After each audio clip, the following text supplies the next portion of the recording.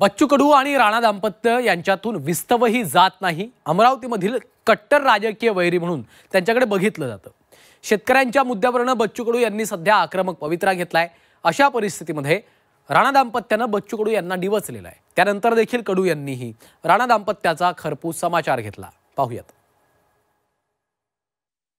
अबे तू मरापेक्षा एखाद्याला मारून टाक ना, एखादा आमदार जरी कापला ना, आम्हीच सांगतो आत्महत्या करायची वेळच येणार नाही।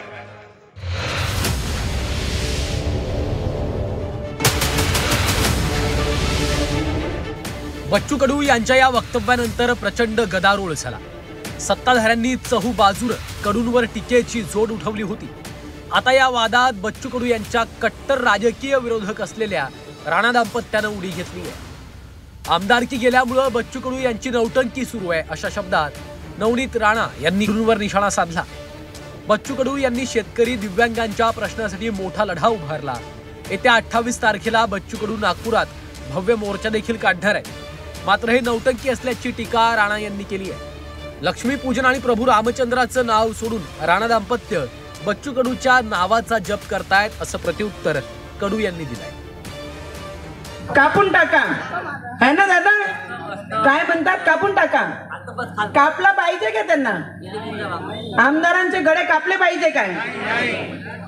त्यांना माझा एवढंच म्हणणं आहे, दादा तुम्ही सुद्धा 4 टर्म आमदार होते,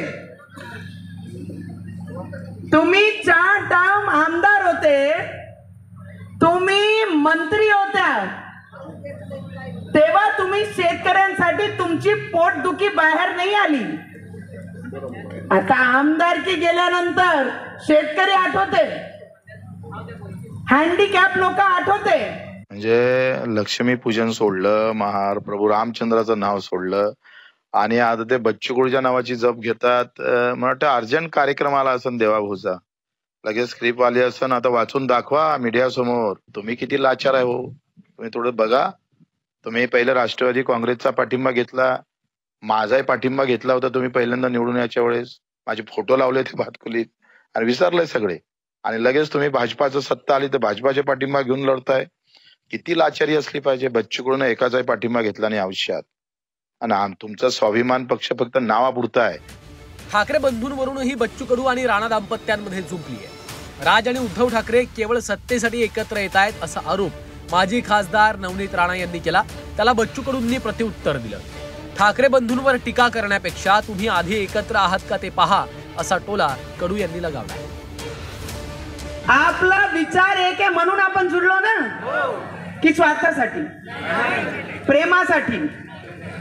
असे बरेचसे 2 भाऊ आहे या महाराष्ट्रामध्ये जे स्वार्थासाठी, जेव्हा बाळासाहेब ठाकरेजींचं निधन झालं ते शांत झाले, त्यावेळी त्यांना हे वाटलं नाही की आमचे वडिलांचे विचार होते म्हणून आम्ही दोघे भाऊनी एकत्रित आलं पाहिजे।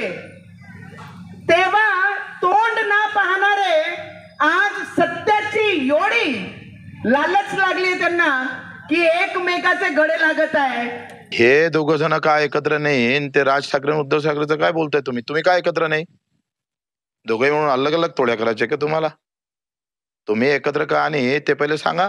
ते भाजपचे बिचारे जुने कार्यकर्ते कित्येक वर्षापासून मार मेले, गुन्हे दाखल करून घेतले अंगावर, ते राहिले मागं आणि तुम्ही झाले समोर सगळे। सत्तेची मजा तुम्ही घेताय आणि सगळं सत्ता नसताना जे मेले कार्यकर्ते भाजपामध्ये राहून त्याचं काय?